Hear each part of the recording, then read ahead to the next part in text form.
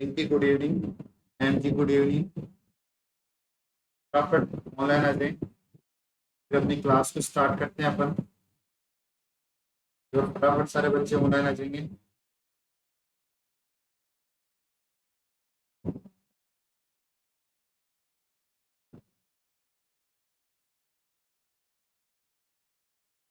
अफसाना good evening. अफसाना अभी तबीयत ठीक है बेटा? हाथ में भी आराम है, पैरों का सोजन और स्वेलिंग नहीं गई है अभी तक, बिल्कुल मिला के ठीक है। मूवमेंट हो रही है पैरों में। गुड इवनिंग पेंजल। Good evening Nisha. Good evening Afsana. Good evening. और फटाफट क्लास को शेयर कर दें। और फटाफट क्लास को शेयर कर दें बेटा। पेंजल निशा अफसाना एम जी पिंकी, फटाफट क्लास को शेयर कर दें। अपनी क्लास को स्टार्ट करते हैं आज क्लास के अंदर। थैंक यू अफसाना, थैंक यू सो मच बेटा। आज क्लास के अंदर स्पेशल क्या रहने वाला है? स्पेशल ये रहने वाला है कि जितने भी क्वेश्चन हैं वो अपन हिंदी में पढ़ेंगे। क्या पढ़ेंगे? क्वेश्चन रहने वाले हैं वो हिंदी में रहने वाले हैं। जितने भी क्वेश्चन रहेंगे वो हिंदी में आप लोगों के सामने आज आज क्लास के अंदर ये स्पेशल रहने वाला है। क्वेश्चन जो भी है वो हिंदी में रहने वाले हैं। एक बार सारे बच्चे फटाफट कमेंट कर देंगे। तो वही सब आप लोगों को अच्छे से आ रही है क्या? वीडियो सभी को अच्छे से आ रहा है?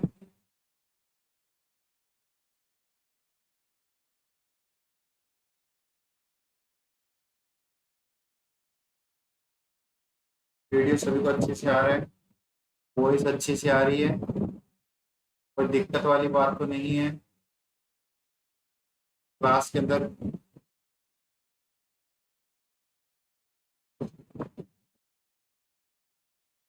स्टार्ट नहीं हुई, स्टार्ट नहीं हुई, वॉइस मेरी आ रही है अभी? वॉइस अभी ऑडिबल है आप लोगों को? हेलो, वॉइस आ रही है? अरे वॉइस आ रही है कि एक बार कमेंट कर दें।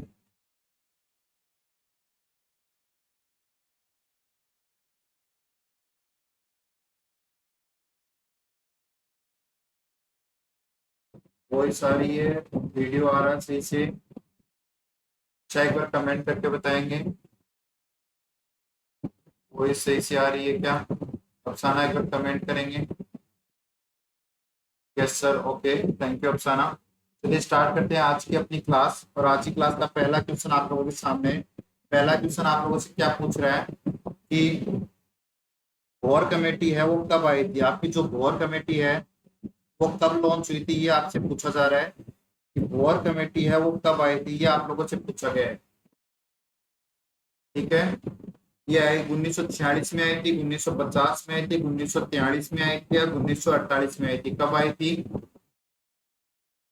War committee? कब आई थी? अफसाना ने ये आंसर दिया है। ठीक है, 1946। ओके,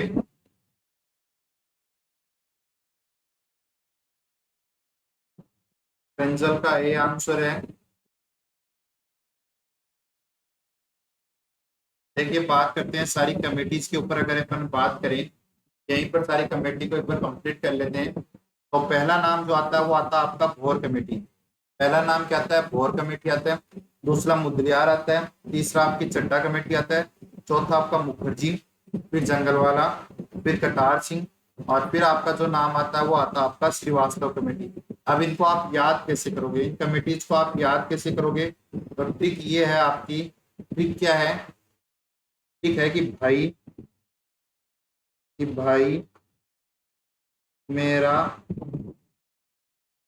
चड्डा मुखर्जी जंगल में क्यों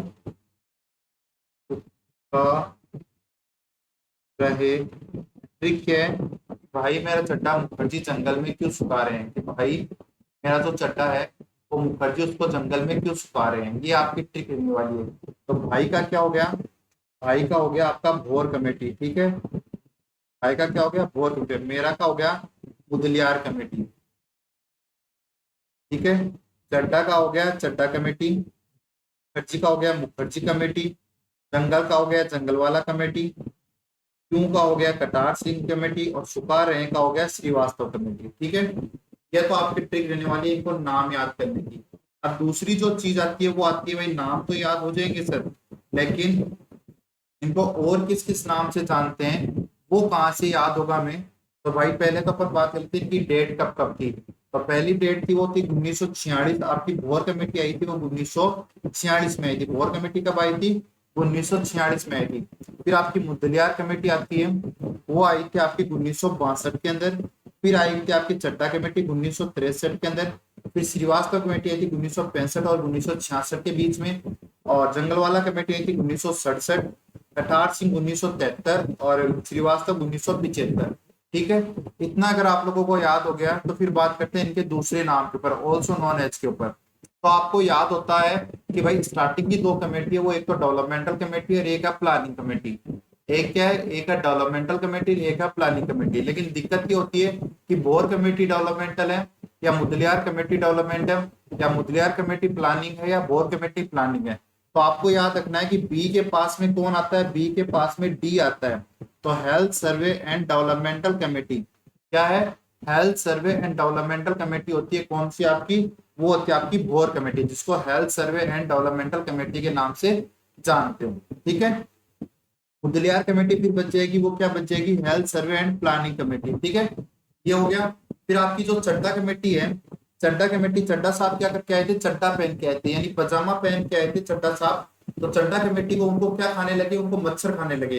तो उन्होंने क्या काम किया, committee on national malaria eradication programme के ऊपर काम किया उन्होंने। ठीक है। मुखर्जी जो थे उनको मन में बहुत आती थी, उनको फीलिंग बहुत आती थी, तो उन्होंने क्या किया, committee on national family planning के ऊपर काम किया। ठीक है। और जंगल वाला साहब क्या कहते हैं, जंगल में हेल्थ फैसिलिटी अच्छी नहीं थी, इसलिए उन्होंने क्या किया, इंटीग्रेटेड हेल्थ सर्विसेज के ऊपर काम किया। ठीक है। कटार सिंह कमेटी को आप याद रखोगे मल्टीपर्पज हेल्थ वगैरह, आशा वगैरह का नाम चेंज इन्होंने किया था। और Shrivastava committee as for support, तो श्रीवास्तव कमेटी ने क्या किया था, सपोर्ट दी medical services and man power, support दी medical services and man power, ये काम किया था किसने, आपका श्रीवास्तव कमेटी ने। तो ये काम हो गया आपके कमेटीज के नाम के ऊपर। आपको पूछा गया था, एक मिनट वेट करेंगे।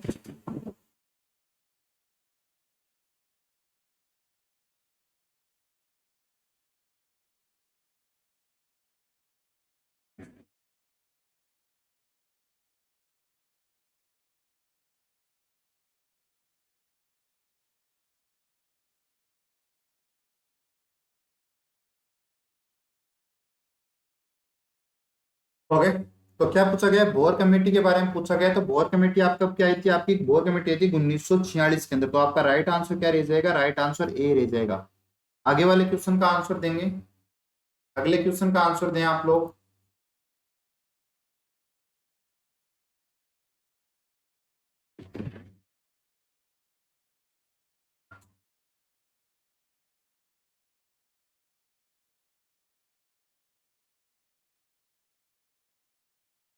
फटाफट आंसर देंगे एक बार।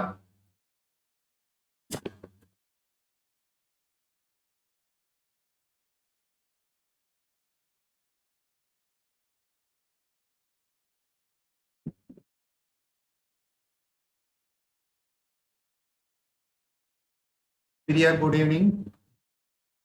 निशा का बी आंसर आ रहा है, सॉरी डी आंसर आ रहा है। क्या पूछा गया है, डब्ल्यूएचओ के अनुसार इनमें से कौन सा हेल्थ का कॉन्सेप्ट नहीं है। तो भाई डब्ल्यूएचओ के अनुसार इसके अंदर हेल्थ का कॉन्सेप्ट नहीं है, नहीं पूछा गया, एक्सेप्ट पूछा गया। एक्सेप्ट का स्पेशली ध्यान रखेंगे, तो नहीं है पूछा गया है। तो हेल्थ के अगर कॉन्सेप्ट की अपन बात करें, इकोनॉमिकल कॉन्सेप्ट नहीं है। ओके। तो हेल्थ के कॉन्सेप्ट की अगर अपन बात करें, हेल्थ के अगर कॉन्सेप्ट की बात करें अपन लोग,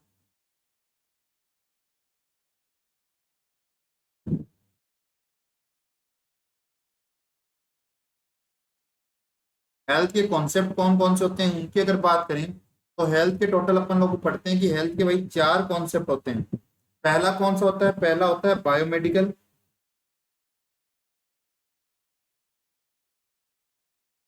दूसरा होता है साइकोसोशियल। तीसरा होता है इकोलॉजिकल,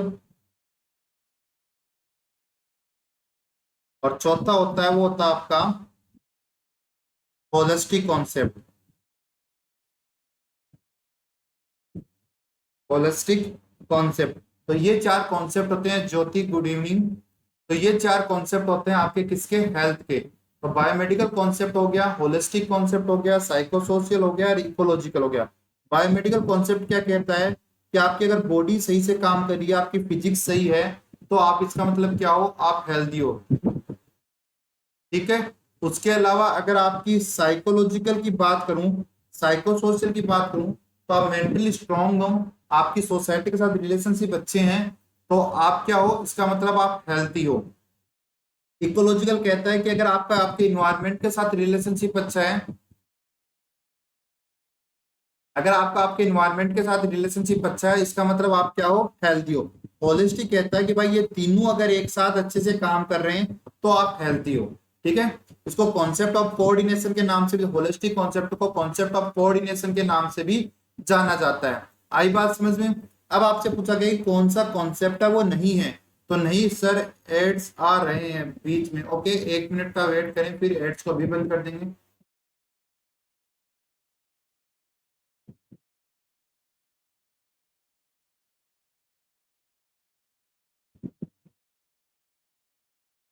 ओके, अभी एड्स नहीं आएंगे, आप लोगों के बीच में डिस्टरबेंस नहीं होगा। ठीक है। कौन सा कॉन्सेप्ट नहीं है ये आपसे पूछा गया है। तो बायोमेडिकल कॉन्सेप्ट होता है, इकोलॉजिकल होता है, होलिस्टिक होता है, लेकिन आपका इकोनॉमिकल आपका कॉन्सेप्ट नहीं होता है, ये डायमेंशन के अंदर जरूर आता है। तो आपका राइट आंसर क्या रहेगा, राइट आंसर डी रहने वाला है। राइट आंसर क्या रहने वाला है, राइट आंसर है वो डी रहने वाला है। ठीक है, आगे चलें, लीजिए क्वेश्चन पढ़ें और आंसर दें।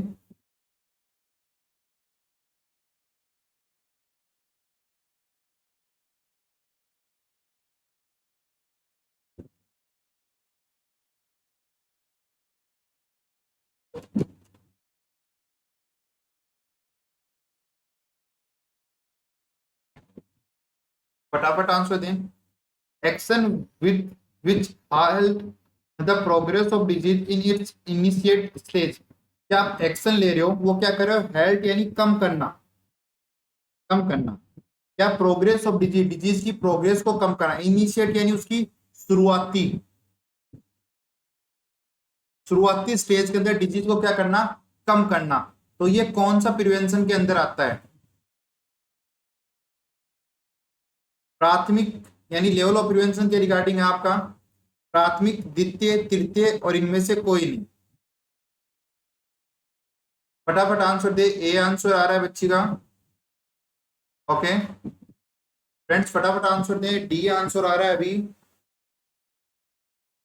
ओके,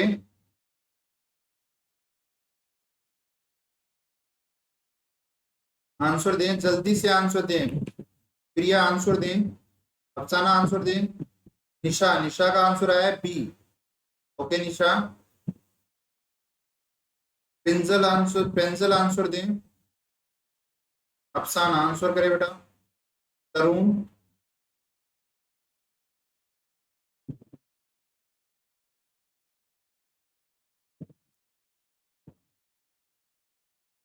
देखो लेवल ऑफ प्रिवेंशन की अगर अपन बात करें, टॉपिक का नाम है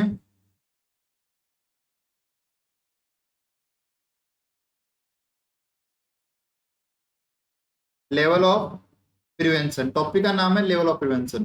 लेवल ऑफ प्रिवेंशन कितने होते हैं, प्रिया का ये आंसर है। मतलब बहुत सारे बच्चों को इसके अंदर दिक्कत है। लेवल ऑफ प्रिवेंशन होते हैं टोटल चार। कितने होते हैं, चार लेवल ऑफ प्रिवेंशन आपको देखने को मिलते हैं। अब चार कौन कौन से होते हैं उनकी अगर बात करें, तो पहला आता है वो आता है आपका प्रीमोडियल।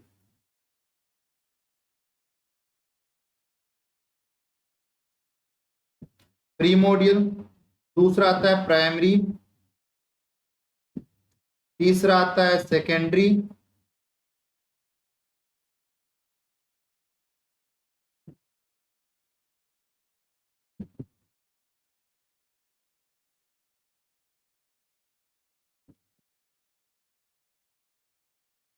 चौथा आता है वो आता है टर्सरी। लेवल ऑफ प्रिवेंशन 4 होते हैं, सुनना गौर से, प्रीमोडियल, प्राइमरी, सेकेंडरी और टर्सरी। ठीक है, कितने होते हैं? 4 होते हैं, प्रीमोडियल, प्राइमरी, सेकेंडरी और टर्सरी। मैं आगे चलता हूं।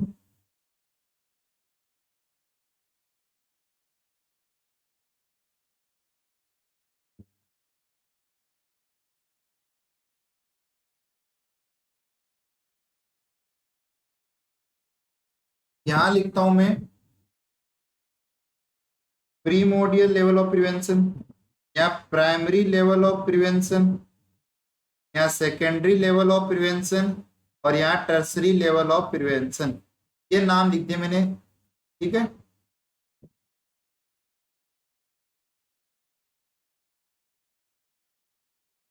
जिस बच्चे को भी जहां पे भी डाउट हो फटाफट बोल जाएगा।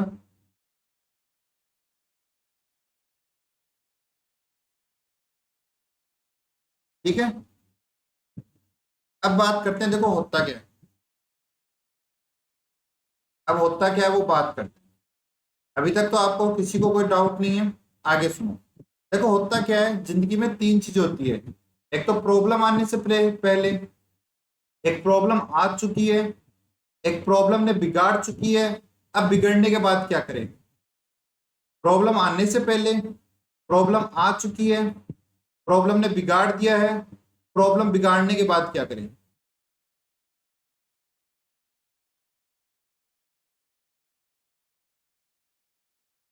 आशीष गुड इवनिंग, बहुत दिनों बाद आए।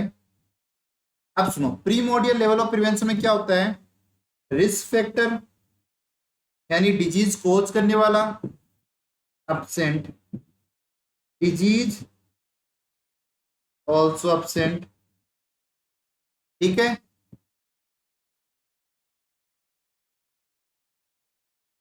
प्राइमरी में risk factor present, disease absent।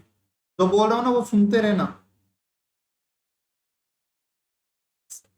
Secondary में, राजेश गुड इवनिंग, सेकेंडरी में risk factor also present, disease also present.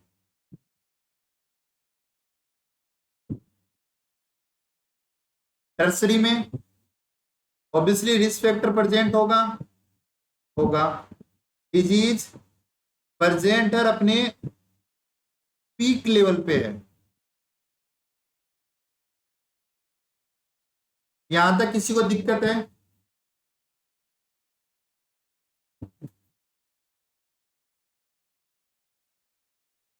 यहां तक किसी को दिक्कत है? आई थिंक यहां तक किसी को दिक्कत नहीं होगी। ठीक है, अब ये चीज तो समझ में आ गई, प्राइमरी में क्या होता है, सेकेंडरी में क्या होता है, टर्सरी में क्या होता है। ठीक है, और प्री मॉड्यूल में क्या होता है। ठीक है, अब आगे बात करते हैं। अब सुनो, इसमें क्या करेंगे अपन, मोड ऑफ एक्शन के अंदर हेल्थ एजुकेशन देंगे। ठीक है, इसमें क्या करेंगे मोड ऑफ एक्शन के अंदर,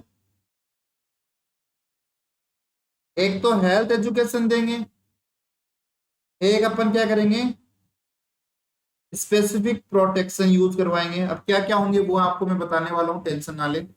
इसके अंदर अपन क्या करेंगे, मोड ऑफ एक्शन के अंदर पेन का कलर दिख रहा है क्या आप लोगों को? चेंज कर देता हूं मैं।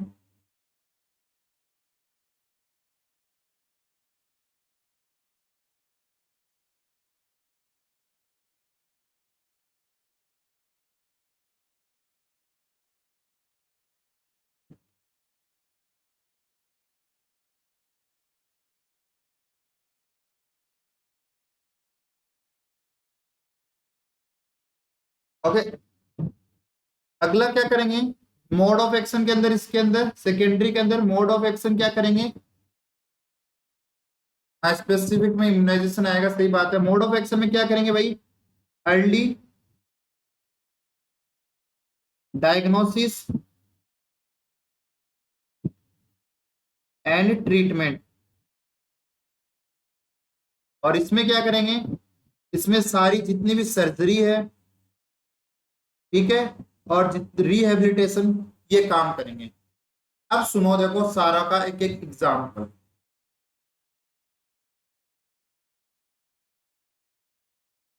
अब सुनो फटाफट। देखो प्री मॉड्यूल का मतलब हुआ कि आपको कोई पसंद नहीं है, अभी अभी आप एकलौते हो, ठीक है। और फिर आपको कोई दोस्त बोल रहा है कि भाई अपना दोस्त बनाने के लिए आपको ये काम करने पड़ेंगे, आपको किसी को पसंद करने के लिए, किसी को इम्प्रेस करने के लिए ये सारे काम करने पड़ेंगे। देखो मैं तुम लोगों को और भी इजी लैंग्वेज में समझाने की कोशिश करता हूँ।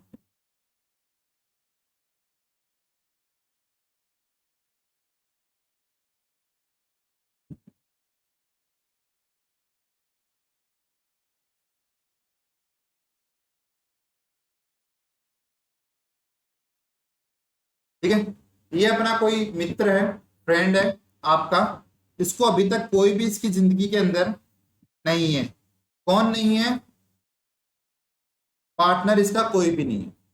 और फिर आप अगर इसको एडवाइस दे रहे हो, एग्जाम्पल दे रहा हूं ना, फिर आप इसको कोई एडवाइस दे रहे हो कि भाई किसी को गर्लफ्रेंड बनाने के लिए तेरे को क्या क्या करना पड़ेगा, या फिर अगर बना दिया तो क्या क्या तेरा खर्चा आने वाला है। ठीक है, रिस्क फैक्टर नहीं है ना, अभी इसकी जिंदगी में कोई रिस्क फैक्टर नहीं है, अभी इसने किसी को पसंद नहीं किया है, यानी इसकी जिंदगी में कोई रिस्क फैक्टर नहीं है। तो रिस्क फैक्टर आने से पहले अगर आप कुछ भी कर रहे हो, वो होता आपका प्रीमोडियल। जैसे अब आप किसी कम्युनिटी में ड्यूटी करने गए, ठीक है, कम्युनिटी में ड्यूटी करने गए और वहां देखा कि लोग हैं वो अच्छे से रह रहे हैं, साफ सफाई है, ठीक है, गंदा पानी इकट्ठा नहीं हो रखा है, फिर भी आप उनको क्या बोल रहे हो?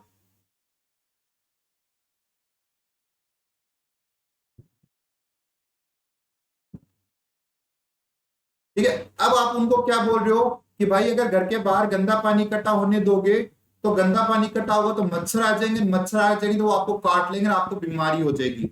आपने क्या कहा? देखो मैं ये सेंटेंस लिख रहा हूं, फिर आप अच्छे से समझ जाओगे। आपने कहा कि अगर आप अपने घर के बाहर गंदा पानी इकट्ठा होने दोगे, ठीक है, एक लाइन तो आपने ये कह दी उनको।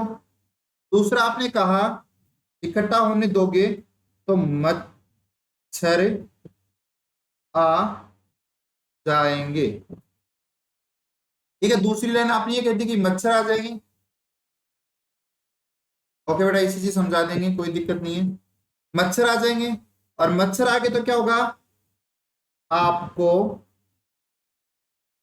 काट लेंगे, और काट लेंगे तो क्या हो जाएगी? डिजीज हो जाएगी। अब सुनो, देखो आपने उनको क्या कहा कि आपके घर के बाहर गंदा पानी इकट्ठा नहीं होगा। गंदा पानी क्या है? रिस्क फैक्टर है। गंदा पानी अभी इकट्ठा नहीं हुआ ना, गंदा पानी अभी इकट्ठा नहीं हुआ है। गंदा पानी इकट्ठा होने से पहले आप उनको एडवाइस दे रहे हो कि भाई गंदा पानी इकट्ठा करोगे तो आपको क्या होगा? ये क्या है? रिस्क फैक्टर है। गंदा पानी इकट्ठा करोगे तो आपको क्या होगी? डिजीज हो जाएगी, ठीक है, आपके मच्छर आ जाएंगे। मच्छर क्या है? मच्छर है रिस्क फैक्टर, सॉरी, मच्छर क्या है? रिस्क फैक्टर है। और डिजीज क्या है? डिजीज है। तो आप कह रहे हो कि उनको गंदा पानी इकट्ठा होने दोगे तो भाई मच्छर आ जाएंगे, मच्छर आ जाएंगे तो आपको काट लेंगे, ठीक है। तो मच्छर आ जाएंगे, मच्छर क्या है? मच्छर है रिस्क फैक्टर। अब रिस्क फैक्टर नहीं है, उससे पहले आप उनको एजुकेशन दे रहे हो, तो वो किस में आएगा? वो आएगा आपके, वो आएगा प्री मॉड्यूल में। किसमें आएगा? वो आएगा आपके प्री मॉड्यूल में। कि रिस्क फैक्टर की एब्सेंस के अंदर आप उसको क्या कर रहे हो? हेल्थ एजुकेशन दे रहे हो। जैसे आप 5 साल की बच्ची को बोल रहे हो कि बेटा अगर मेंस्ट्रुअल साइकिल आएंगे तो मेंस्ट्रुअल साइकिल के अंदर आपको हाइजीन मेंटेन करके रखना पड़ेगा। उस बच्ची को मेंस्ट्रुअल साइकिल नहीं आ रही है ना, उस बच्ची को मेंस्ट्रुअल साइकिल नहीं आ रहे हैं। अब मेंस्ट्रुअल साइकिल क्या है? रिस्क फैक्टर है। तो रिस्क फैक्टर तो अभी उसकी लाइफ में है ही नहीं ना, रिस्क फैक्टर तो उसको है ही नहीं। अब रिस्क फैक्टर होगा तो आप बोलोगे भाई रिस्क फैक्टर होगा तो आपको वेजाइना के अंदर कोई ना कोई दिक्कत हो सकती है, वेजाइनल इन्फेक्शन हो सकता है, आप ठीक है। तो रिस्क फैक्टर तो अभी है ही नहीं ना उसकी जिंदगी में, फिर भी आप उसको हेल्थ एजुकेशन दे रहे हो, तो वो किस में आएगा? वो आएगा प्रीमोडियल के अंदर, ठीक है। आया इतना समझ में? अब आ रहा है प्राइमरी लेवल ऑफ प्रिवेंशन। इसमें क्या होगा? इसमें आपके रिस्क फैक्टर प्रेजेंट है, यानी उन महानुभावों ने आपकी बात नहीं मानी और गंदा पानी क्या हुआ?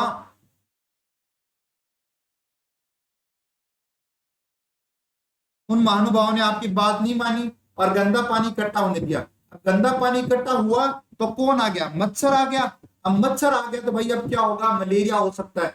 फिर आप उनको कह रहे हो भाई ठीक है, तुम लोगों ने हमारी बात नहीं मानी, गंदा पानी इकट्ठा होने दिया, यानी रिस्क फैक्टर आ गया। ठीक है, गंदा पानी इकट्ठा होने दिया आपने तो वो रिस्क फैक्टर आ गया। अब वहां पर कौन आ गया? गंदा पानी इकट्ठा होने दिया आपने, वहां पर मलेरिया आ गया, यानी मलेरिया को वाले मच्छर आ गए। मच्छर आ गए तो वहां पर रिस्क फैक्टर हो गया। अब रिस्क फैक्टर प्रेजेंट है, यानी आप इसमें चले गए प्राइमरी लेवल। अरे ठीक है, आपने बात नहीं मानी, लेकिन अभी मॉस्किटो क्रीम तो लगा दो। अरे मॉस्किटो क्रीम लगाओ कि मच्छर न काटे आपको। घर की विंडो वगैरह बंद करके रखो। ठीक है, आप जो मॉस्किटो नेट है उसका यूज करो। तो ये किस में आ रहा है? ये आ रहा है प्राइमरी लेवल ऑफ प्रिवेंशन। क्यों? क्योंकि अभी वहां पर मच्छर प्रेजेंट है, यानी रिस्क फैक्टर वहां पर प्रेजेंट है। और रिस्क फैक्टर अगर प्रेजेंट है, फिर आप हेल्थ एजुकेशन दे रहे हो तो वो किस में आएगा? वो आएगा आपका प्राइमरी लेवल ऑफ प्रिवेंशन में। ठीक है, बाइक चला रहे हो, बाइक चला रहे हो, बाइक क्या है? Risk factor. आप क्या करो भाई, रिस्क फैक्टर है तेरे पास, हेलमेट लगा ले।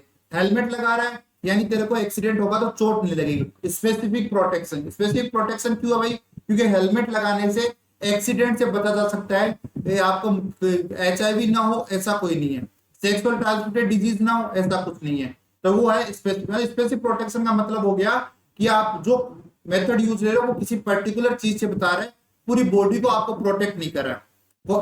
ठीक है, आपको इंडिविजुअल सेक्सुअल एक्टिविटी कर रहा है, उसको आपने क्या कहा भाई? कॉन्ट्रासेप्टिव मेथड यूज कर ले, सेक्सुअल ट्रांसमिटेड डिजीज नहीं होगी। तो वो क्या है? वो आपका क्या है? आपका वो आपका स्पेसिफिक प्रोटेक्शन, क्योंकि वो STD सेक्सुअल ट्रांसमिटेड डिजीज या अनवांटेड प्रेगनेंसी से प्रिवेंट कर रहा है। तो ये आप क्या हो गया? Primary prevention. सेकेंडरी प्रिवेंशन में क्या होगा? सेकेंडरी प्रिवेंशन में होगा कि भाई आपने बात नहीं मानी, मच्छर भी आ गया आपके, यानी रिस्क फैक्टर भी आ गया। और रिस्क फैक्टर ने क्या की? डिजीज कोज कर दी। मच्छर ने क्या की? डिजीज कोज कर दी। यानी आप किसमें चले गए? आप चले गए किसके अंदर? Secondary level. अब डिजीज आ गए तो डिजीज का क्या करेंगे भाई? डिजीज का अपन करेंगे अर्ली डायग्नोसिस और अर्ली ट्रीटमेंट। क्या करेंगे? जल्दी से वो डिजीज को पहचानेंगे और उसका जल्दी से इलाज कर देंगे। क्यों? क्योंकि भाई वो डिजीज क्या ना हो? प्रोग्रेस ना करे। उसकी प्रोग्रेस को रोकने के लिए उसकी अर्ली स्टेज के अंदर ही उसका डायग्नोसिस करो और उसका ट्रीटमेंट कर दो। ठीक है, ये सारे किस में आएंगे? ये सारे सेकेंडरी लेवल में आएंगे। सेकेंडरी लेवल में एकमात्र सर्जरी आती है कैटरेक्ट की। एकमात्र सर्जरी आती है, वो आती है किसकी? कैटरेक्ट की। ठीक है, कैटरेक्ट सर्जरी वो सेकेंडरी लेवल ऑफ प्रिवेंशन में आएगी। ठीक है, और टर्सरी लेवल ऑफ प्रिवेंशन की बात करूं तो डिजीज है वो अपने पीक लेवल पे चली गई है। अब आप या तो उसका कोई सर्जरी कर रहे हो, या पेशेंट को रिहेबिलिटेशन कर रहे हो, या कॉस्मेटिक सर्जरी, जितनी भी सब कुछ आता है वो आपका किस में आएगा? वो आएगा आपका टर्सरी लेवल ऑफ प्रिवेंशन में। तो ये होता है लेवल ऑफ प्रिवेंशन। क्वेश्चन क्या था कि which action taken to heart, heart यानी कम करना, प्रोग्रेस ऑफ डिजीज, यानी प्रोग्रेस ऑफ डिजीज मतलब डिजीज आ चुकी है इन इनिशिएट, यानी उसकी शुरुआती स्टेज में। अरे शुरुआती स्टेज में आप डिजीज को क्या कर रहे हो? कम कर रहे हो, यानी डिजीज का क्या कर रहे हो? आप ट्रीटमेंट कर रहे हो। तो ट्रीटमेंट कौन से लेवल ऑफ प्रिवेंशन में आता है? अभी बता दो। ट्रीटमेंट कौन से लेवल ऑफ प्रिवेंशन में आता है? अभी बता दो। इतना गला फाड़ लिया मैंने, इतनी बातें बता दी, अभी तो बता सकते हो ना इसका आंसर क्या होगा?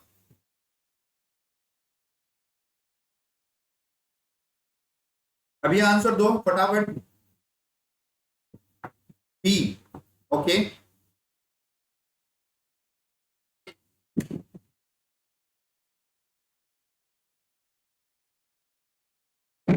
ओके, बी आंसर आ रहा है, मतलब अभी आप लोगों को समझ में आ गया है। फिर भी किसी बच्चे को दिक्कत हो तो बता दें। प्रिया ने बी आंसर दे दिया है, अफसाना ने बी आंसर दे दिया है,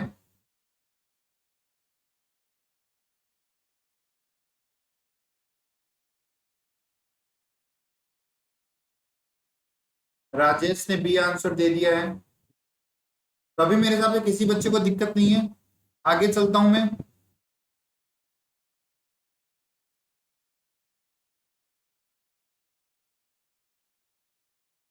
अगले क्वेश्चन का आंसर दें फटाफट।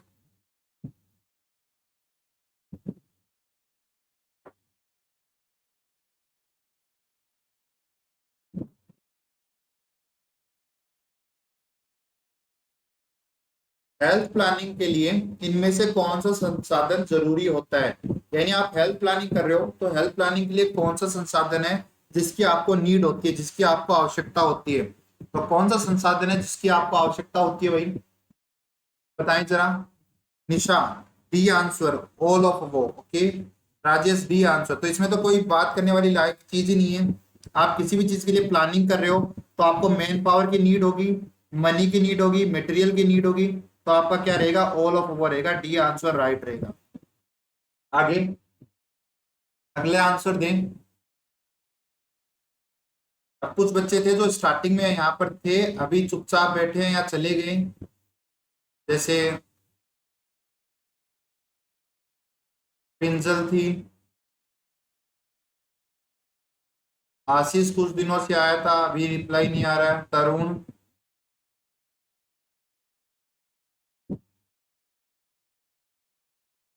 ज्योति,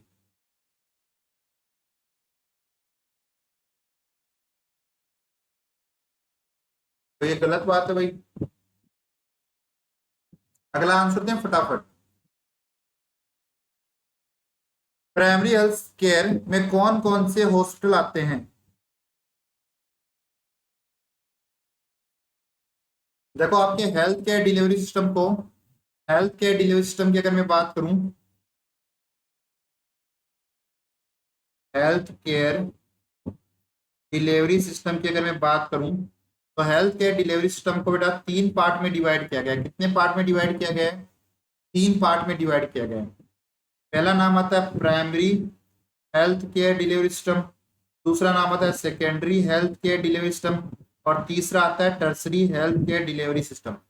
तो primary health care delivery system होता है, उसके अंदर आपका पीएचसी और सब सेंटर आता है।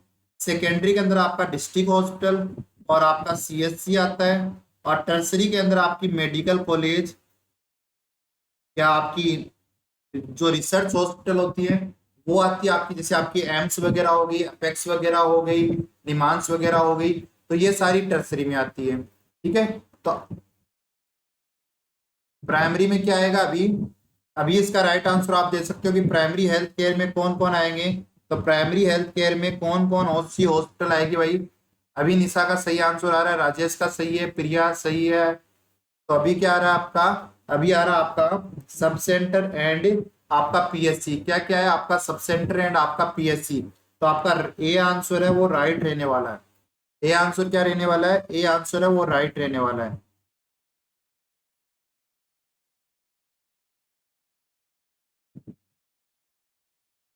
अगला नाम एक और मैं आप लोगों को यही बता देता हूं, वो आता है आपका प्राइमरी हेल्थ केयर।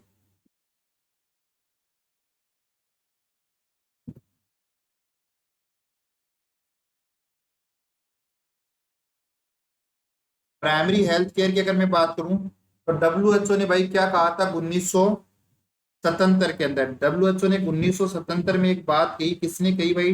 1977 के अंदर डब्ल्यूएचओ ने एक बात कही थी। डब्ल्यूएचओ ने क्या कहा? डब्ल्यूएचओ ने 1977 में कहा कि हेल्थ फॉर ऑल, ये कॉन्सेप्ट की मैं उसकी बात थे, थीम की बात नहीं कर रहा हूँ। आप बोलोगे सर ये थीम तो 2023 में आई थी, उसकी बात नहीं कर रहा हूं मैं। ठीक है, तो डब्ल्यूएचओ ने 1977 में एक बात की कि भाई हेल्थ है वो सबके लिए जरूरी है। ठीक है, और फिर 1978 के अंदर एक कॉन्फ्रेंस हुई जिसका नाम था अल्मा अटा कॉन्फ्रेंस। अल्मा अटा कॉन्फ्रेंस में कहा गया कि हेल्थ फॉर ऑल है वो प्राइमरी हेल्थ केयर के द्वारा आप अचीव कर सकते हो। क्या कर सकते हो? प्राइमरी हेल्थ केयर के द्वारा अचीव कर सकते हो।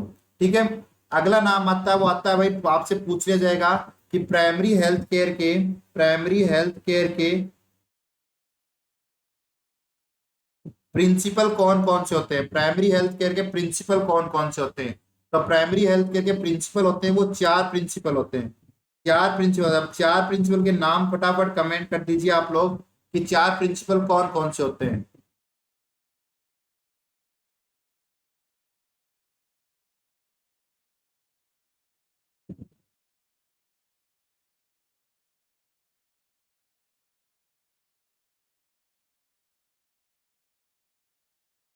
अब मैंने उनको शॉर्ट में लिखा है, तो आप मेरे हिसाब से बता दोगे कि पहला है इक्वल डिस्ट्रीब्यूशन, कि जो भी हेल्थ फैसिलिटी है, शाबाश निशा, जो भी हेल्थ फैसिलिटी है वो इक्वली डिस्ट्रीब्यूट होनी चाहिए, मतलब सबके लिए समान होनी चाहिए, नहीं कि किसी को आप ज्यादा हेल्थ फैसिलिटी दे रहे हो, किसी को आप कम हेल्थ फैसिलिटी दे रहे हो। दूसरा है कम्युनिटी पार्टिसिपेशन, जो कम्युनिटी के लोग हैं उनका पार्टिसिपेशन होना चाहिए। ठीक है, अगला है इंटर सेक्टोरल कोऑर्डिनेशन, जितने भी आपके सेक्टर्स हैं सबके साथ आप कोऑर्डिनेट काम करके इक्वल डिस्ट्रीब्यूशन, शाबाश अफसाना, तो आप जितने भी आपके जो सेक्टर्स हैं उनके साथ कोऑर्डिनेट करके आप काम करोगे और अप्रोप्रिएट टेक्नोलॉजी की अच्छी टेक्नोलॉजी का क्या करोगे आप यूटिलाइजेशन करोगे। तो ये प्रिंसिपल होते हैं किसके, आपके प्राइमरी हेल्थ केयर के। आपको चार में से कोई तीन नाम दे दिया जाएगा या चारों नाम दे दिया जाएगा और आपसे पूछ लिया जाएगा कि इनमें से कौन सा आपका प्रिंसिपल है या कौन सा नहीं है। तो क्वेश्चन यहाँ से बन सकता है। अगला नाम आता है एलिमेंट्स ऑफ हेल्थ केयर, वो प्रिंसिपल थे। अभी अपन एलिमेंट्स की बात करेंगे भाई कौन कौन से एलिमेंट्स हो सकते हैं। तो एलिमेंट्स की बात करें तो पहला आता है एजुकेशन, दूसरा आता है वाटर एंड सैनिटेशन, तीसरा आता है न्यूट्रिशन, चौथा आता है maternal and child health care MCH जिसकी बात करते हैं, पांचवा आता है इम्यूनाइजेशन, छठा आता है प्रिवेंशन ऑफ एंडेमिक डिजीज, सातवां आता है आपका ट्रीटमेंट और आठवां आता है वो आता है ड्रग अवेलेबिलिटी। ठीक है, तो ये आपके एलिमेंट्स होते हैं प्राइमरी हेल्थ केयर के। हाँ, फोकस ऑन प्रिवेंशन आपका एक ये भी होता है, सही बात है। अगला क्वेश्चन है उसका आंसर देंगे।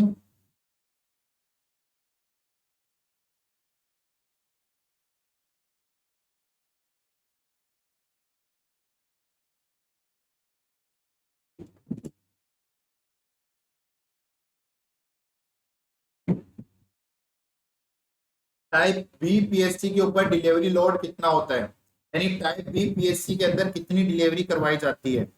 तो पीएससी की अगर बात करें प्राइमरी हेल्थ सेंटर जिसको बोला जाता है, नाम हमारा पीएससी जिसको बोला जाता है प्राइमरी हेल्थ सेंटर।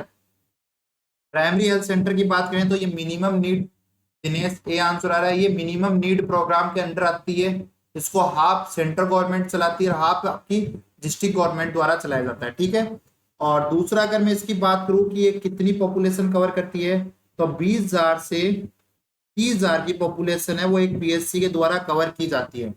20,000 होती है वो आपके प्लेन एरिया पे और 30,000 सॉरी हिली एरिया पे, और 30,000 होती है वो आपकी प्लेन एरिया के ऊपर कवर की जाती है। ठीक है, इतना आ गया आपको समझ में। दूसरा, एक पीएससी के नीचे, एक पीएससी के नीचे करीबन करीबन 6 सब सेंटर आते हैं। ठीक है, कितने सब सेंटर आते हैं एक पीएससी के नीचे, टोटल 6 सब सेंटर आते हैं। अगर एक पीएससी की बात करूं तो 4 से 10 बेड है वो यहाँ पर प्रेजेंट होते हैं। ठीक है, नर्स जो रजिस्टर्ड नर्स होती है उसकी यहाँ पर मिनिमम पोस्ट होती है, मतलब सबसे नीचे जो रजिस्टर्ड नर्स काम करेगी वो आपके पीएससी पे काम करेगी। पीएससी से नीचे कोई भी रजिस्टर्ड नर्स नहीं होती है। ठीक है, क्योंकि आपकी आपके सब सेंटर है वहां पर आपकी आशा वर्कर है वो होती है। ठीक है, तो रजिस्टर्ड नर्स की यहाँ पर पोस्टेड नहीं होती है। ठीक है, ये हो गई आपकी पीएससी की। और अगर मैं बात करूँ तो पीएससी वो आपके दो टाइप की होती है, पीएससी ए और पीएससी बी। ए होती है उसमें 20 से कम डिलीवरी करवाई जाती है और बी होती है उसमें 20 या 20 से ज्यादा डिलीवरी है वो करवाई जाती है। ठीक है, तो ये आपको यहाँ पर ध्यान रखना है।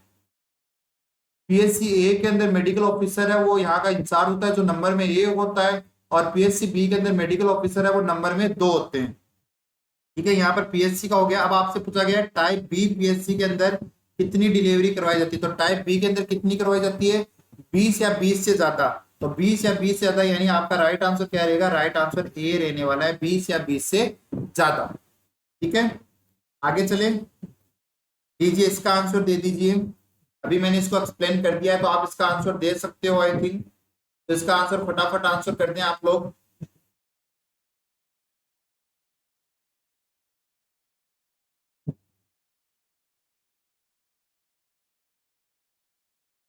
प्राथमिक स्वास्थ्य केंद्र यानी पीएससी के अंदर कितनी जनसंख्या स्थापित की जाती है, तो पीएससी के अंदर कितनी जनसंख्या स्थापित की जाती है उसके रिगार्डिंग आपसे पूछा गया है।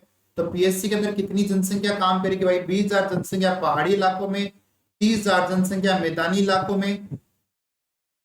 ठीक है, 25,000 जनसंख्या पहाड़ी इलाकों में, 50,000 जनसंख्या मैदानी इलाकों में, 30,000 पहाड़ी इलाकों में, 5,000 मैदानी इलाकों में, 80,000 पहाड़ी इलाकों में, 1,20,000 मैदानी इलाकों में। तो अभी मैंने आपको इसके रिगार्डिंग आंसर बताया था, क्या बताया था, 20,000 से 30,000 हिली और प्लेन यानी पहाड़ी और मैदानी। तो आपका राइट आंसर क्या रहेगा, राइट आंसर ए रहने वाला है। ठीक है, राइट आंसर क्या रहेगा, राइट सर,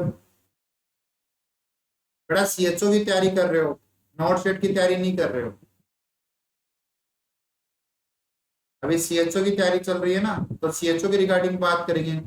भाई मैं आप लोगों को हार्ड क्वेश्चन लाके दे दूंगा, मेरे को कोई दिक्कत नहीं है, मैं तो वो सॉर्ट आउट करवा दूंगा। लेकिन वही बात, वो सीएचओ में नहीं आएंगे, फिर आप मेरी जान खाओगे कि सर आपने तो कहाँ क्या पढ़ा दिया, आया ये। फिर फिर क्या करेगा ये अकेला बच्चा है दिनेश? अकेला बच्चा फिर क्या करेगा? तो चलो दिनेश इसका आंसर दो। ऑर्थोटोलेडिन टेस्ट किया जाता है, ऑर्थोटोलेडिन टेस्ट है वो किसके लिए किया जाता है ये आपको बताना है दिनेश। सीएचओ का एग्जाम जब हो जाएगा, ये जो राजस्थान की जो वैकेंसी है इनके सारे एग्जाम हो जाएंगे, उसके बाद में अपन फिर से स्टार्ट करेंगे अपनी क्लासेस को, और जिसके अंदर आपको हार्ड नॉर्मल सारे क्वेश्चन है नॉट सेट बेसिस के ऊपर करवाए जाएंगे, ठीक है। तो अभी थोड़ा बहुत सीएचओ का पढ़ लेते हैं, फिर आपका वो पढ़ लेंगे, ठीक है। अभी इसका आंसर दे दीजिए, देखता हूँ किस किस बच्चे को आता है। ऑर्थोटोलेडिन टेस्ट है वो किसके लिए कहता है? राजेश ने ये आंसर दिया है। रेसिडुअल वॉल्यूम चेक करते हैं, किसकी चेक करते हैं? क्लोरीन की चेक करते हैं। शाबाश दिनेश। तो ऑर्थोटोलेडिन टेस्ट होता है इन्वायरमेंटल हाइजीन के अंदर, मैंने आपको पढ़ाया था कि आपके पानी के अंदर कितना क्लोरीन है, वो भी फ्री, कितना फ्री क्लोरीन है उसकी चेक करने के लिए अपन रेसिडुअल ऑर्थोटोलेडिन टेस्ट करते हैं, ठीक है। और एक होरेक्स होरोक्स अप्रेटस नाम करके एक टेस्ट और आता है, होरेक्स अप्रेटस नाम करके आता है, वो करता है डिमांड कि आपके वाटर को कितनी क्लोरीन की डिमांड है। तो होरेक्स अप्रेटस जो होता है वो तो आपकी डिमांड को चेक करता है, और ऑर्थोटोलेडिन टेस्ट है वो चेक करता है फ्री क्लोरीन। हाँ सही बात है।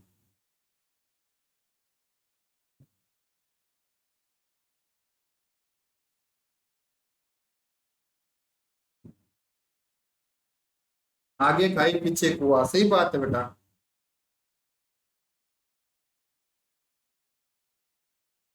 राजेश कोई बात नहीं, जितने बच्चे आंसर नहीं दे रहे उनको मत देने दो, आप आंसर दो। अपन किसी का फोन ऐसे टच नहीं कर सकते भाई कि आपको आंसर करना है। दे रहे हैं अच्छी बात, करने दे रहे हैं और भी अच्छी बात है।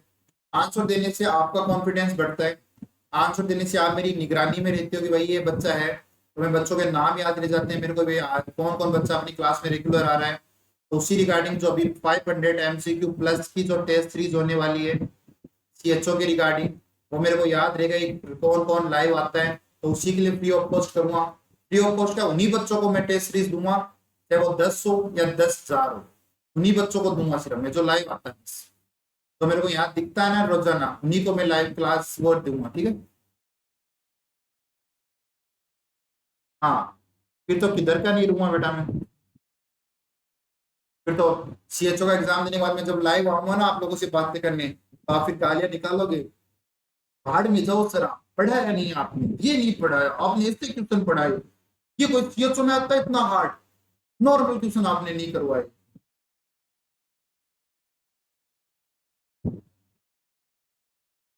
बेचारा बच्चा जाए कहाँ फिर? एक अच्छा सा बच्चा, एक अच्छा सा टीचर आपका, स्मार्ट सा हैंडसम सा, कहाँ जाएगा फिर?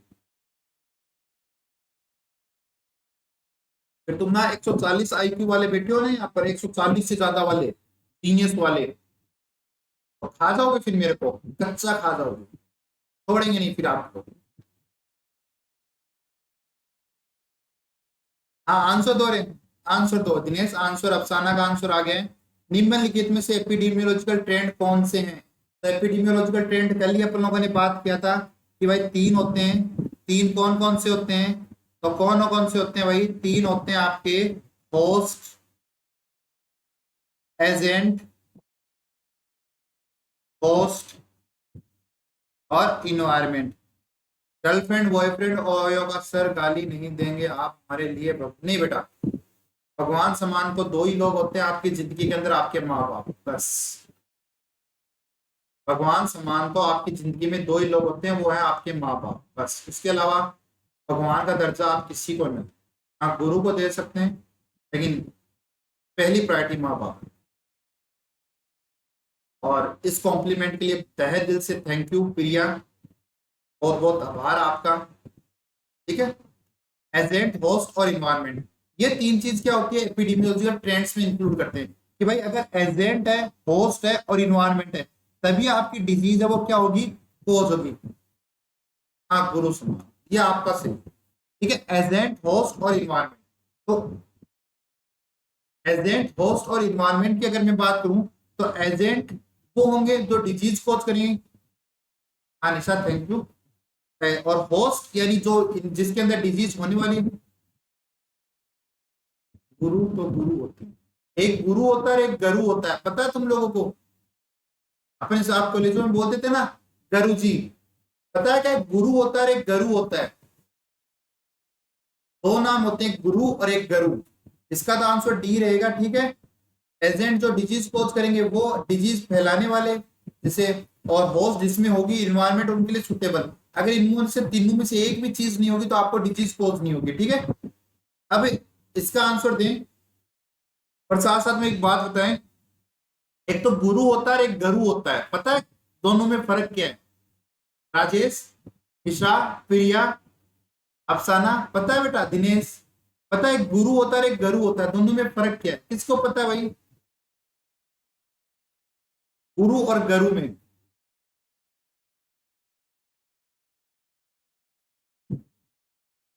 हाँ गुरु डंकी को बोलते हैं, सही बात है। गुरु बोलते हैं वो गधे को बोलते हैं। ठीक है, गुरु बोलते हैं वो बोलते हैं टीचर को और गरु बोलते हैं गधे को। अब ये मत बोल देना गरु जी। लिंगानुपात यानी सेक्स रेशियो के बारे में पूछा गया है। सेक्स रेशियो के बारे में पूछा गया है, और सेक्स रेशियो क्या होता है? 1000 पुरुषों पर महिलाओं की संख्या, 1000 महिलाओं पर पुरुषों की संख्या, 1000 पुरुषों पर जन्म लेने वाले बच्चों की संख्या, उपरोक्त में से कोई नहीं। तो सेक्स रेशियो गुरु, टीचर, डंकी। हाँ, तो सेक्स रेशियो किसको बोलते हैं भाई? सेक्स रेशियो बोलते हैं 1000 पुरुषों पर महिलाओं की संख्या को अपन सेक्स रेशियो बोलते हैं। अगर सेक्स रेशियो का मैं क्वेश्चन करूं, इंडिया, अपने इंडिया का सेक्स रेशियो कितना है भाई?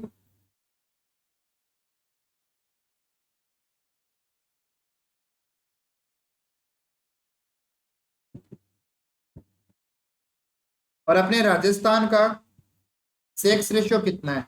तो दोनों का फटाफट आप आंसर कर दें कि इंडिया का तो आशीष, ए आशीष कहाँ था इतना समय बेटा? तो इंडिया का सेक्स रेशियो कितना है और अपने राजस्थान का सेक्स रेशियो कितना है? क्वेश्चन बन सकता है सीएचओ के अंदर। 1928 ये है राजस्थान का। 1928 कहाँ का है? ये है राजस्थान का। और इंडिया का कितना है भाई? अपने इंडिया का कितना है? 1928 सेक्स रेशियो यानी 1000 पुरुषों पर 1928 महिलाएं हैं अपने राजस्थान के अंदर। ठीक है, और पुरुषों का कितना है? सॉरी, राजस्थान, इंडिया का कितना है भाई? इंडिया का कितना है? अपने इंडिया का सेक्स रेशियो कितना है?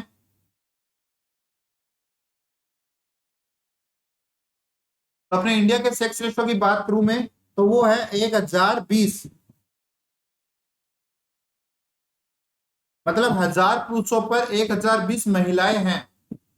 ठीक है, तो 1000 पुरुषों पर 1020 महिलाएं हैं। इस चीज का आप ध्यान रखें। दिनेश सही है।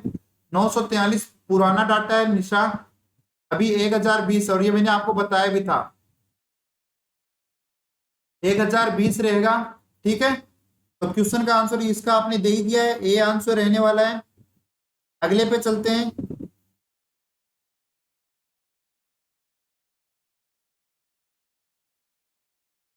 भारत में जन्म मृत्यु पंजीकरण अधिनियम,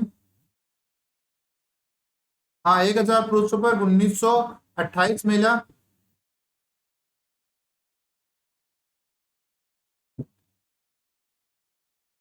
बाकी मेल का क्या? राजेश टेंशन होने लग गई क्या? थोड़ा इंडिया का भी तो देखो ना। 1020 है, 1000 पुरुषों के ऊपर 1020 महिलाएं। तो कहीं बिहार साइड चले जाना, यूपी साइड चले जाना, या जहां जाता है वहां चले जाना है। राजेश राजस्थान का ही तो कम है, तो बिहार वगैरह उधर चले जाना। तो क्या बोला जाए? भारत में जन्म में मृत्यु दर पंजीकरण का अनुसार क्या है? जन्म मृत्यु पंजीकरण अधिनियम के अनुसार जन्म व मृत्यु कितने दिनों में पंजीकृत होती है? तो कितने दिनों में पंजीकृत होती है भाई? 21 दिन, 7 दिन, 10 दिन और 15 दिन। तो कितने दिनों में होती है? वो होती है आपके 21 दिन के अंदर, 21 दिन के अंदर होती है, ठीक है। कितने में होती है? 21 दिन में होती है। तो मैंने तो 1928 ही लिखा है, मैंने क्या लिख दिया? 1928 ही मैंने लिखा, सॉरी 928 मैंने लिखा है, राजस्थान का 928 ही मैंने लिखा है। 21 दिनों के अंदर होती है, तो ए आंसर रहने वाला है। अगला क्वेश्चन है आपका ये, कौन सी वैक्सीन जन्म के समय इंट्राडर्मल आईडी रूट से लगाई जाती है? कौन सी वैक्सीन इंट्राडर्मली लगाई जाती है भाई? इंट्राडर्मल लगाई जाने वाली वैक्सीन का नाम बताओ। जन्म के समय आईडी लगाने वाली वैक्सीन का नाम बताओ।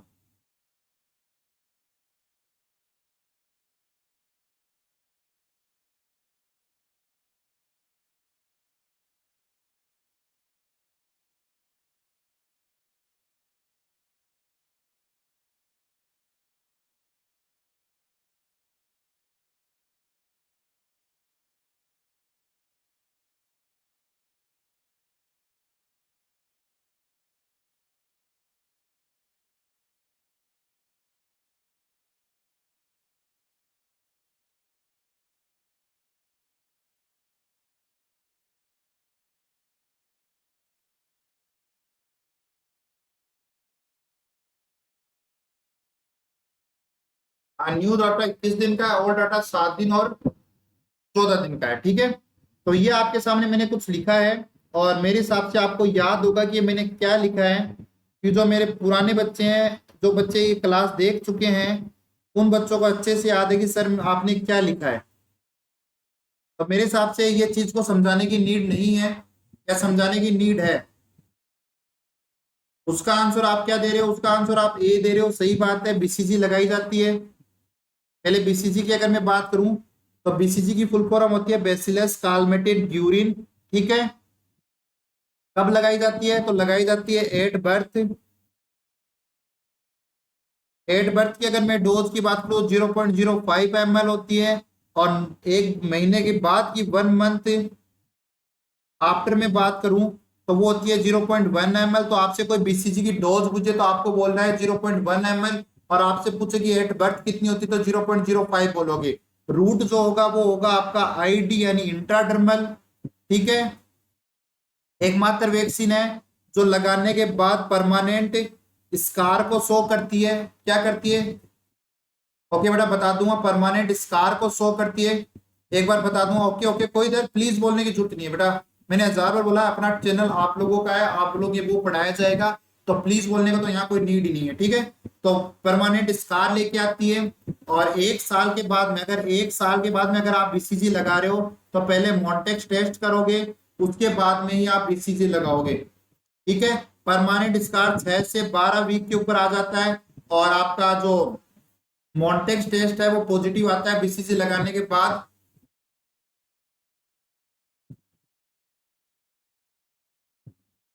Thank you Raghuram. तो वो आता है आपका 8 से 14 वीक के ऊपर आपका पॉजिटिव आ जाता है, ये है। और डिजोल्व करते हैं, वो करते हैं इसको नॉर्मल सेलाइन के अंदर, 4 से 6 घंटे के अंदर इसको यूज करना पड़ता है। डिजोल्व करने के बाद कचरा खत्म। अब आ जाते हैं अपन ट्रिक के ऊपर, ठीक है। ये आती है आपकी ट्रिक।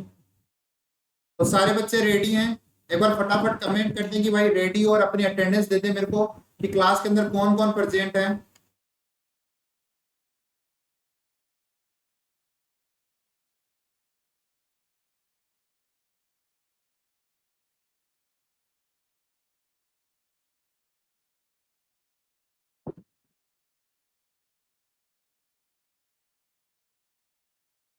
अगर फटाफट कमेंट करके अपनी अटेंडेंस दे दें, फिर अपन बात करते हैं अपनी ट्रिक के ऊपर।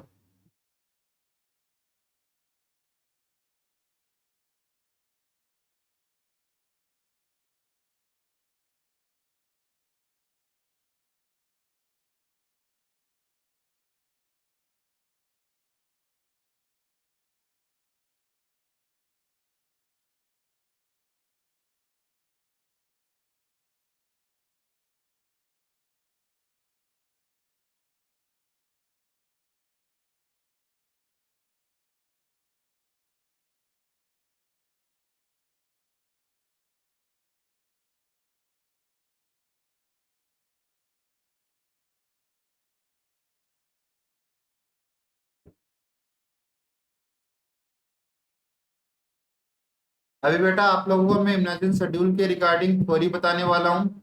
ओके, रघुराम, दिनेश, निशा, अफसाना।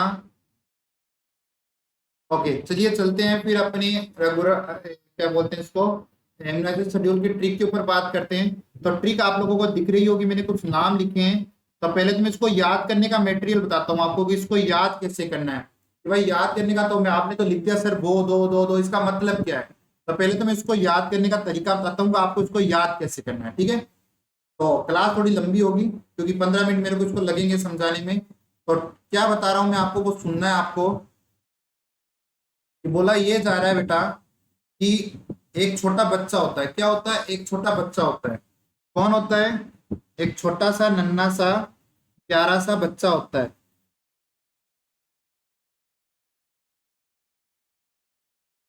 क्लास को बीच में छोड़ के नहीं जाना है अगर ट्रिक समझनी है तो। ठीक है, एक छोटा सा नन्हा सा प्यारा सा बच्चा होता है और एक होते हैं उनके पिताजी।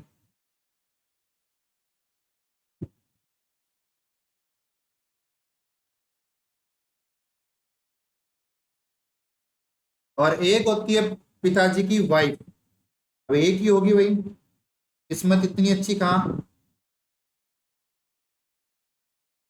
कि तू नहीं तो कोई और सही, कोई और नहीं तो कोई और सही, हजारों हसीना है जमाने में सनम तू एक तो नहीं। तो ऐसी किस्मत कहाँ। ठीक है, तो ये हो गई माता जी। अब पिताजी क्या किया कि पिताजी लेके आए दो चॉकलेट। ठीक है, ड्यूटी से आए, अपनी ऑफिस से आए, अपना दिनेश है सीएचओ बन गया। सीएचओ बनने के बाद ऑफिस से आ रहा है, रात को कम्युनिटी हेल्थ सेंटर से आ रहा है अपने, और वहां से दो चॉकलेट लेके आ रहा है अपने बच्चे के लिए। ठीक है, अब फीमेल्स की जो आदत क्या होती है बेटा, वो क्या करती है कि भाई चॉकलेट क्या करती है, वो छुपा के रख लेती है और बोलती है जब टाबर रात ना मांगोगो चिल्लाओगो रोगो जो ना फाइन चॉकलेट दे देना। तो माता जी ने क्या किया कि वो दोनों चॉकलेट है वो छिपा के रख ली, अपने पास रख ली। दोनों चॉकलेट क्या की, अपने पास रख ली। ठीक है, मिलती है नहीं मिलती है बेटा? अगर आपके पास ट्रू लव है तो नहीं मिलती है। हाँ, जिनके पास दो है उनके पास कोई ट्रू लव नहीं है। हाँ, इतने बड़े जमाने में एक ही बड़ी मुश्किल से मिलती है। और जो बेटा बहुत सारी मिलती है ना, वो टिकती भी नहीं है। ठीक है, चाहे वो मेल हो चाहे वो फीमेल हो। तो लेकिन ये क्या किया बच्चे ने ये चीज देख ली कि भाई माता जी अब तो अपने पास दो चॉकलेट रख लिए। तो बच्चा तोतली आवाज में बोल रहा है, और तोतली आवाज में क्या बोल रहा है कि भाई भो यानी चॉकलेट की तरफ इशारा कर रहा है कि भो दो मेरे को, दो कि भो मेरे को दो कि भो है मेरे को दो, यानी चॉकलेट बो, बोला ना बो वा चीज बो, मेरे वो दो। तो बच्चे ने कहा बो दो। फिर माता जी ने नहीं सुनी, तो बच्चे ने दोबारा कहा कि बो दो। लेकिन माता जी ने नहीं सुनी, बच्चा दोबारा बोल रहा है बो दो। फिर माँ जी कह रही है क्या दूं, कि माँ जी के पास पड़ी, माँ जी के पास पड़ी चॉकलेट मुझे, और माँ जी के पास पड़ी चॉकलेट मुझे, मुझे और ज्यादा दो, मुझे और ज्यादा दो। क्या बोला? भो, यानी चॉकलेट की तरफ इशारा कर रहा है कि भो। फिर बोल रहा है कि दो। फिर दोबारा बोल रहा है कि दो। फिर दोबारा बोल रहा है दो। फिर बोल रहा है क्या चाहिए। तो माँ J for G, P for pass, माँ जी के पास पड़ी चॉकलेट मुझे और ज्यादा दो। ठीक है, आगे सुनो। अब मैंने यहां पर एक नाम और लिखा है, मैंने लिखा है यहां पर FIPR, और यहां पर भी लिखा FIPR, और यहां पर लिखा मैंने R। अब पूरी कहानी दोबारा सुनो, अब पूरी कहानी दोबारा सुनो। देखो, हो यानी चॉकलेट, दो, तो दो यानी माताजी और बच्चे के बीच में क्या हो रहा है, कम्युनिकेशन हो रहा है। और कम्युनिकेशन होता है तो अपन उसको एक नाम देते हैं। अपन क्या नाम देते हैं बेटा उसको, अपन उसको नाम दे देते हैं IPR। क्या नाम दे देते हैं? IPR। तो यहाँ क्या चल रहा है, IPR चल रहा है। और ये IPR देख कौन रहा है, ये IPR उसके पिताजी देख रहे हैं कि भाई क्या वार्तालाप हो रही है। ठीक है, फिर बच्चा दोबारा बोल रहा है कि दो। माता जी कह रही है कि रुक जा देती हूं तेरे को चॉकलेट। बच्चा दोबारा कह रहा है दो। फिर दोबारा क्या हुआ, IPR हुआ। IPR किसने देखा? पिताजी ने देखा। फिर बच्चा क्या बोल रहा है कि माँ जी के पास पड़ी चॉकलेट, माँ जी के पास पड़ी चॉकलेट, मुझे और ज्यादा दो। ये होगी आपकी ट्रिक। अब क्या बोला जा रहा है, अब वो सुनो। तो क्या बोला जा रहा है, तो ये हो गया एट बर्थ, ये हो गया बर्थ। बर्थ पे कौन कौन सी लग रही है बेटा, बर्थ पे B for BCG, A for hepatitis B, O for oral. At birth ये लगती है कि नहीं लगती, तो हुआ नहीं हुआ, आपका होगा कंप्लीट। अब आ जाते हैं अपन 6 वीक के ऊपर, कहां आ गए। अब 6 वीक पे जो लगती है उसके लिए थोड़ा सा आपको लोचा है, थोड़ा सा समझना पड़ेगा। मैंने यहाँ पर डी एच लिखा है, यानी डी एच का मतलब है, तो डी का मतलब हो गया डीपीटी, एच का मतलब हो गया हिपेटाइटिस बी, और एक एच दोबारा एच का मतलब हो गया हिप। दूसरा एच का क्या मतलब हो गया, वो हो गया आपका हिप। ठीक है। और इन पांचों वैक्सीन को, एक दो तीन चार और पांच, इन पांचों वैक्सीन को मिलाकर क्या बोलते हैं, तो इन पांचों को वैक्सीन को मिलाकर बोलते हैं पेंटा। तो जहां पर भी डीएच नाम आ रहा है वहां पर आपको याद रखना है कि भाई कौन सी वैक्सीन है, वो पेंटा वेलेंट वैक्सीन है। ठीक है। तो 6 वीक पे कौन सी लग रही है, डीएच यानी पेंटा, डीएच यानी पेंटा, तो पेंटा लग रही है 6 वीक के ऊपर। हाँ साहब लग रही है। तो क्या लग रही है 6 वीक पे, 6 वीक पे लग रही है पहली, ज्योति गुड इवनिंग, पहली लग रही है वो डीएच यानी पेंटा, पेंटा लगा दी। फिर कौन सी लग रही है, फिर लग रही है ओपीवी, फिर कौन सी लग रही है, वो लग रही है ओपीवी। फिर एफ का मतलब हो गया, एफ आई का मतलब हो गया F I PV, frequent inactive polio vaccine. ठीक है। पी का मतलब हो गया पीसीवी, और आर का मतलब हो गया रोटा। 6 वीक पे ये लगती है कि नहीं लगती, लगती है बोले सर। फिर आगे अपन कहां पर, अपन आगे साहब 10 वीक के ऊपर, 10 वीक पे। तो 10 वीक पे संध्या राधे राधे। 10 वीक पे डीएच, डीएच यानी पेंटा, ओ यानी ओपीवी, आर यानी रोटा।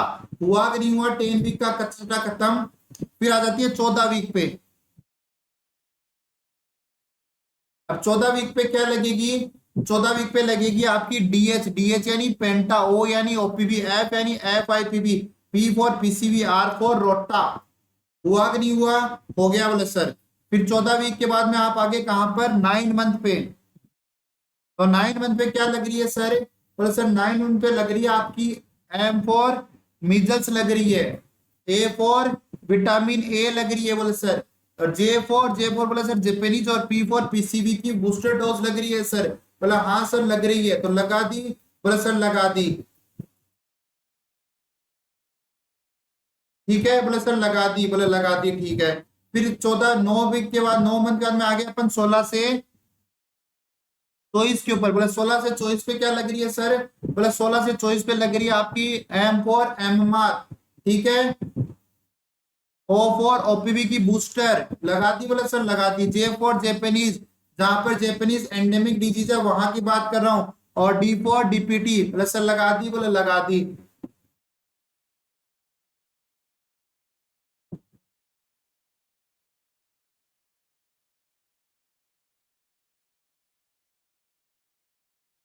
ठीक है, लगा दी, लगा दी, बोले ठीक है। तो ये हो गया आपका इम्यूनाइजेशन शेड्यूल कंप्लीट, ये हो गया आपका इम्यूनाइजेशन शेड्यूल कंप्लीट। किसी बच्चे को दिक्कत है तो बताओ,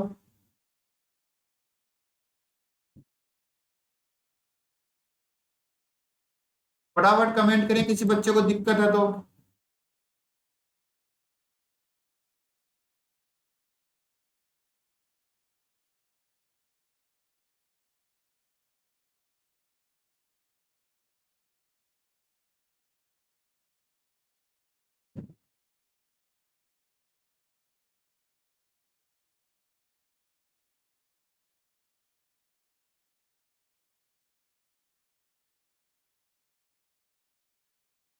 ओके नो प्रॉब्लम, ठीक है आगे चलते हैं।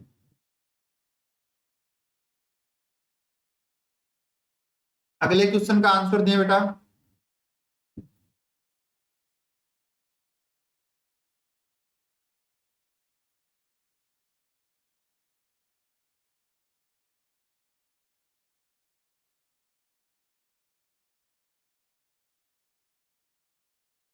इनएक्टिव पोलियो वैक्सीन, क्या बोलना चाहते हो इनएक्टिव पोलियो के बारे में?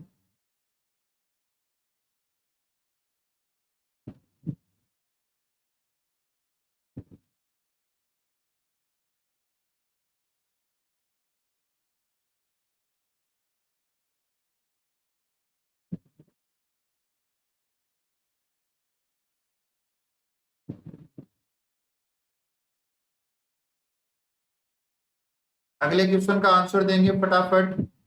ओके अफसाना, थैंक यू। आज की क्लास का लास्ट क्वेश्चन है।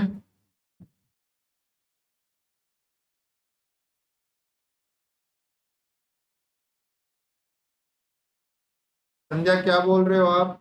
एपिजियोटोमी, एपिजियोटोमी बोल रहे हो, एपिजियोटोमी बोल रहे हो, क्या बोल रहे हो?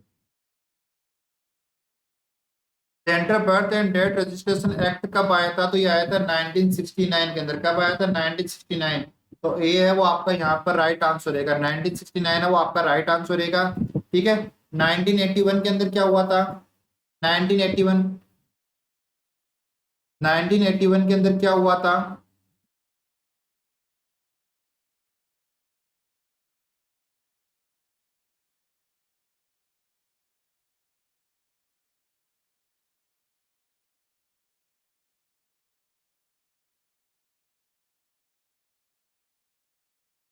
नाइनटीन एट्टी वन के अंदर क्या हुआ था?